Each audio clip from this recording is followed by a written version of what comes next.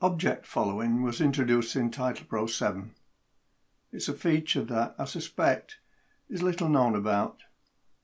Tucked away at the bottom of the Global tab, it could easily be missed, which is a shame. It's such a useful feature that I thought I'd produce a short video explaining how to use it. Welcome to tutorial number 7. For the purpose of this video, I'm just going to use 4 titles on the Vegas Pro timeline. So first I'll pull those 4 onto the timeline. Now of course every time I do that, Title Pro will open up. So I'll just go back to Vegas Pro.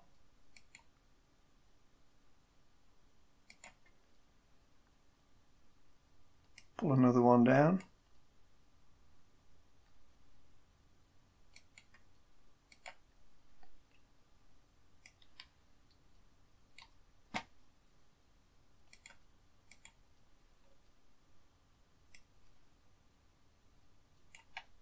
And another one. So now I've got 4 titles in the title list. Just pull that up a little bit. First thing I'm going to do is to save all these titles. But first I'll maximize this. Highlight the first title.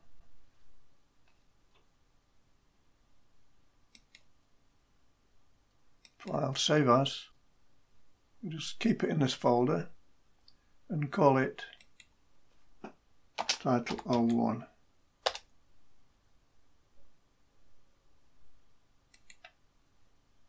Just go down these, saving them with unique names.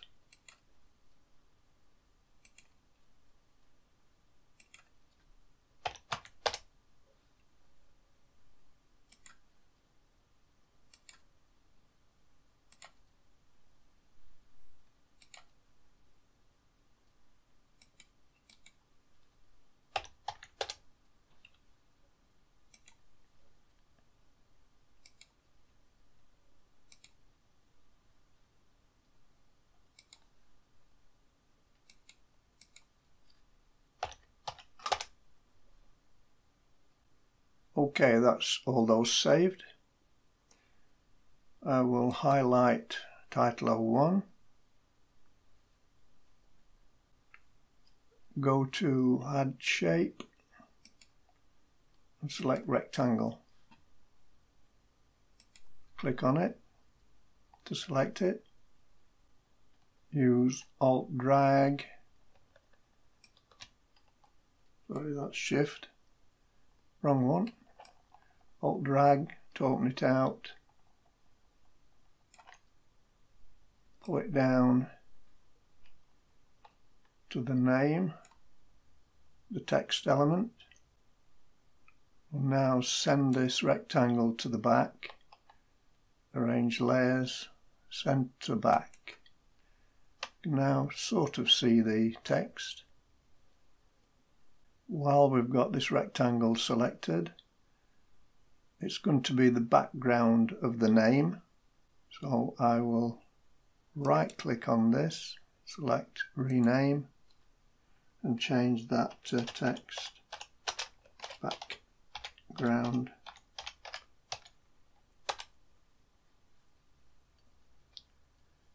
Again, while it's selected, I will change the colour. Open on the other screen. Change the colour so the text can be seen in front of it. I will now tidy this up a little bit.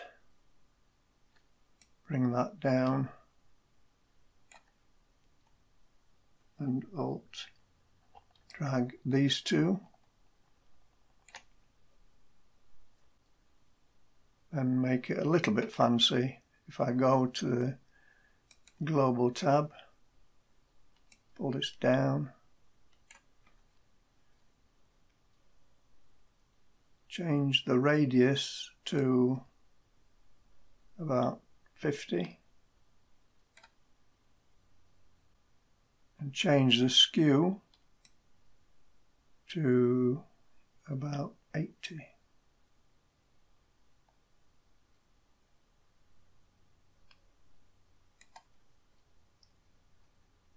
Now if I click off that, you can see that that background box is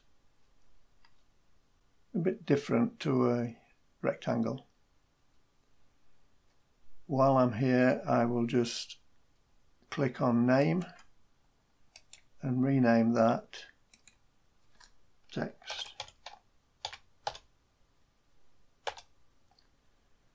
One more thing I need to do is change this bounding box. This is my default template, which has a text fit mode of fit text to box. I want to make that fit box to text. So that means that this bounding box here will expand as the characters increase. Now I don't know whether that looks totally right, so what I'm going to do is right click that, say align to frame, centering frame horizontally. That's moved it a little bit. Let's select the text background and say right click, align to frame, centering frame horizontally. Let's move that a little bit so that looks a little bit better. Right, that's created that design on title 1. Because they're all unshared, the other titles are as default. So what I need to do now is to share all these other titles with title 1 to make them all the same. So I will click on title 2 drop down and share that with title 1 and go through the others, sharing them with title 1.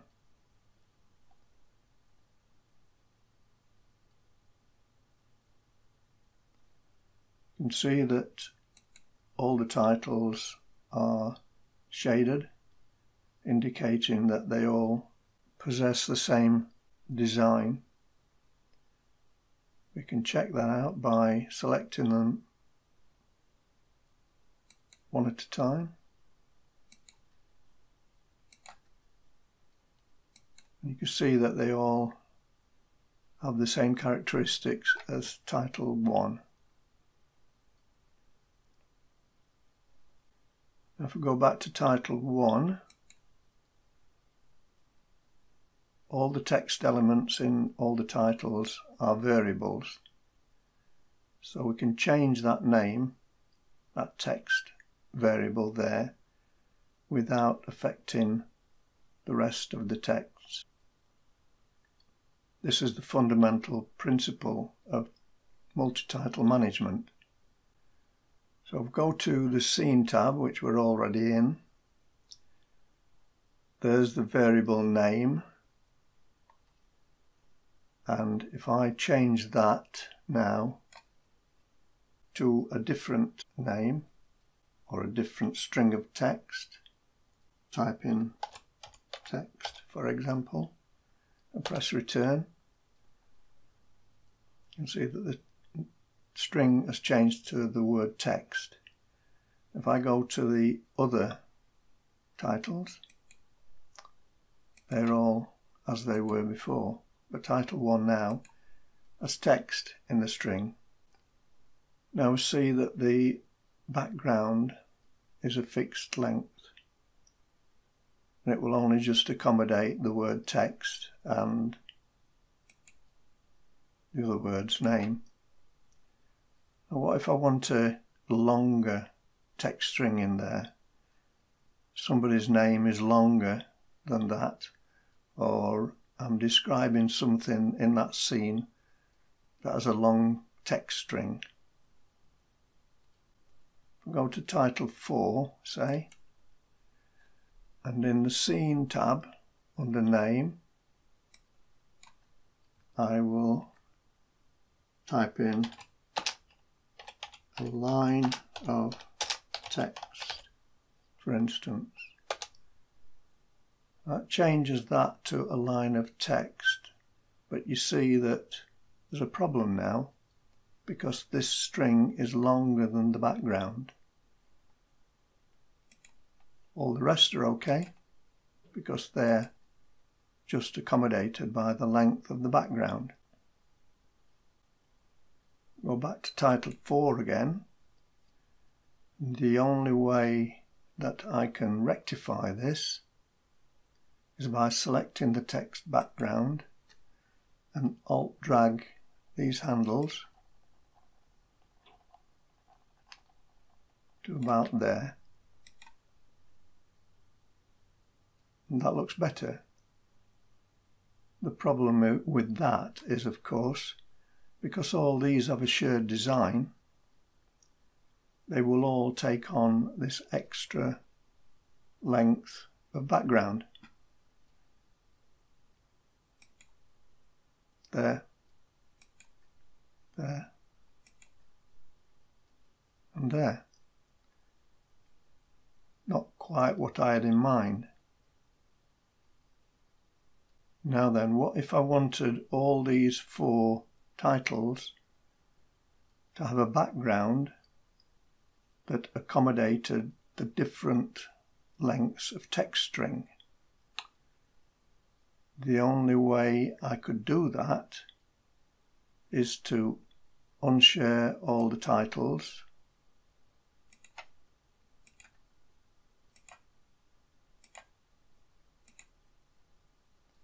they're all unshared, so I can happily now go to each title, select the text background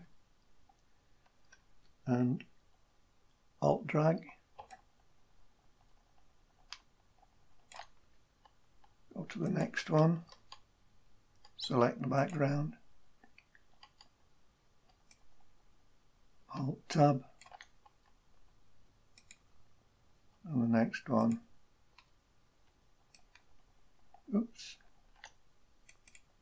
didn't want to do that. Edit, undo, text background, bring that in. So now we've got 4 titles, each with a background that accommodates the different lengths of text. Unfortunately, that defeats the whole object of multi-title management. Now, prior to Title Pro 7, you would have to do this or have a background that is long enough to accommodate every title that I intended to use in the project. Now, I don't want that. I want a background that will accommodate every title that I have in my project, the different lengths of text string. Now, Title Pro 7 introduced a new and very useful feature called object following. Basically, it allowed an object to be moved or scaled according to the text element it followed. I'll just go to Title 1. Text background is already selected. I'll go to the Global tab, and right down at the bottom we have object following. Now, what I want to do is to have the text background scale itself to fit the text box, which is this box here. And this is why I had to change the text fit mode in the Style tab to fit box to text.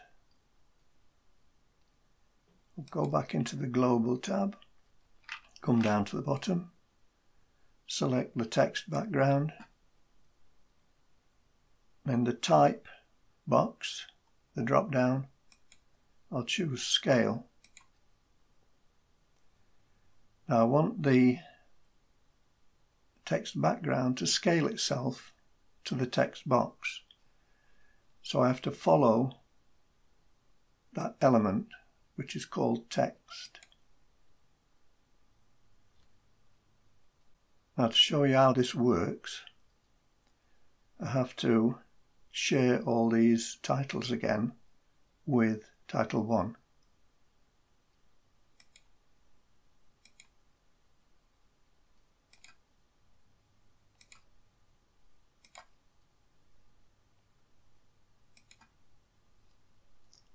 If we go through them again, we've got text with, as we saw initially, the background accommodating it. Go to title 2, and you can see that the name is slightly longer and the background has expanded to accommodate it. Title 3 is the same, and title 4 is longer still, and the background has followed it. Now if we go to title 3, and up here in the variable name, I'll type in something like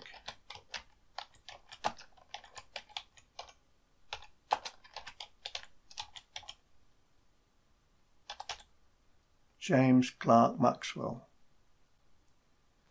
When I press return, that's the result. So you can see that that would save a lot of time and effort if you have multiple lower thirds, each with text of varying lengths. Now there is a little bit of a problem with this functionality that I've found. For instance, if I go to File and import an image and import something like this. Just resize that.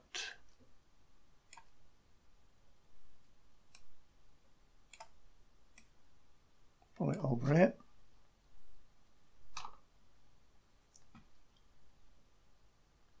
I'll just hide that for a minute. I will pick this, it's already selected, go to its global tab and select scale. This time I will select to follow the text background. So now if I scale this, that object will scale as well. The problem is when I scale it a little bit too far, you can see what happens. I get some weird results. So that's something to be aware of when you're using this function. Now there is another option on the object following feature, and that is the move type. If I select this object here and go and change that to move, which it already is, and have it follow the text background, see that follows the text background. That element there will follow the text background. There's another option here, which is the part of this that will follow. Now normally in the XY position, and that being centered, that will follow the center. And in fact, whichever you choose here, move that, that will follow it. That only has an effect when you're moving this in a different mode to X and Y. So if I just grab that, see what's happened there. That has changed. Need that selecting, and that changed to left bottom. So that will follow this in anything other than X and Y. If I select that, that moves with it. If I do this, you can see that that is changing in accordance with this corner.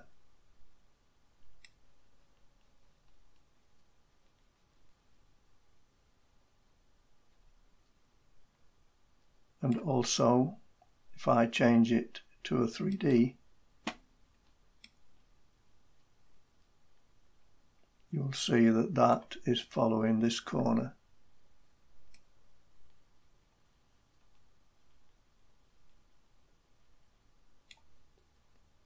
Not quite sure how you'd use that in practical terms, but that's what it does.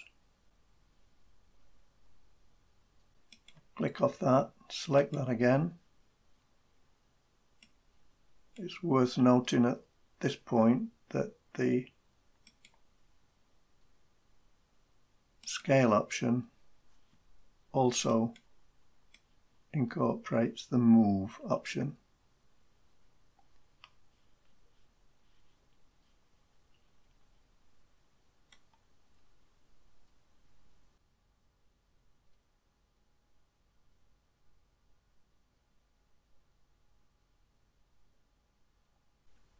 And that's object following. Will be very useful, for me anyway.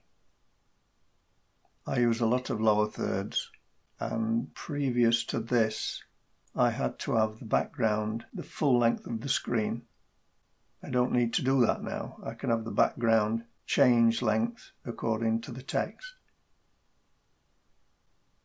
Now I hope that has been useful to you. I'll be back in my next tutorial.